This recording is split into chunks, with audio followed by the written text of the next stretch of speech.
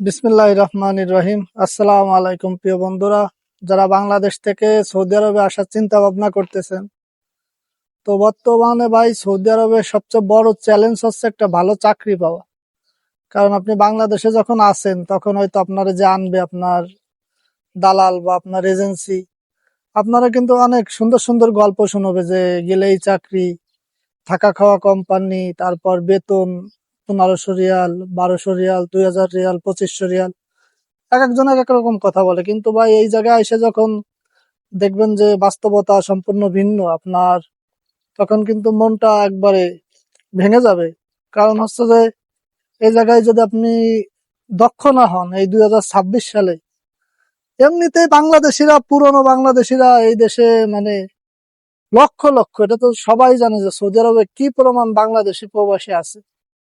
তারপর আপনি যদি নতুন করে আসেন, তবে সৌদি আরবে আসতে আমি মানা করবো না, তবে অবশ্যই আপনার ভাই কোনো একটা কাজ শিখে আসা উচিত। এবং সর্বপ্রথম হচ্ছে ওই যে ভালো একটা লোক ধরে আসা হয়। যে গরুর ব্যাপারে একটা কথা আছে না, গরু যদি কেনার সময় লস হয় তাহলে কিন্তু ওই গরুতে আর লাভ করা যায় না।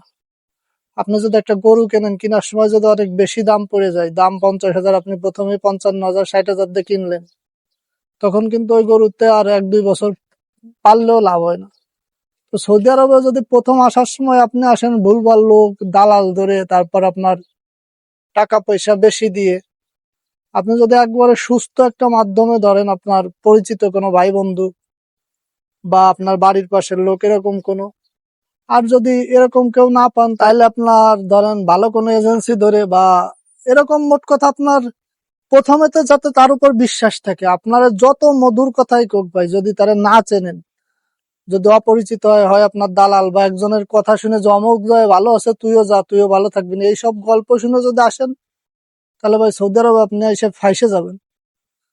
আর অনেক ভালো মাধ্যমে আসার পর মানুষের 1-1.5 বছর লাগে যায় শুধু সেটেল হতে, সুন্দর মতো একটু সৌদির মাটিতে ঠিকঠাক মতো দাঁড়াইতে, আপনার একটা চাকরি পাইতে, কয়টা টাকার মুখ দেখতে বা সবকিছু হতে হতে 1-1.5 বছর সময় লাগে। তার আপনি যদি আসেন ভুলভাল মাধ্যমে, তাহলে আপনার ভাই 5 বছরেও কিছু হবে না, আপনি একবার হতাশায় ডুবে যাবেন। এবার সৌদি আরবে আসার সবচেয়ে বড় মাধ্যম, প্রথমেই খেয়াল রাখবেন যে আপনি আসলে সঠিক মাধ্যমে আসতেছেন কিনা। সঠিক মাধ্যমে যদি আসতে পারেন আর এই দেশে এসে যদি ধৈর্য ধরতে পারেন, তাহলে ইনশাল্লাহ একটা ব্যবস্থা আপনার হবেই। ভাষা শিখবেন আস্তে আস্তে, কাজ শিখবেন, মানুষ চিনবেন, পরিচিত হবেন, তখন দেখবেন আস্তে আস্তে আপনার কাজের ব্যবস্থা হচ্ছে।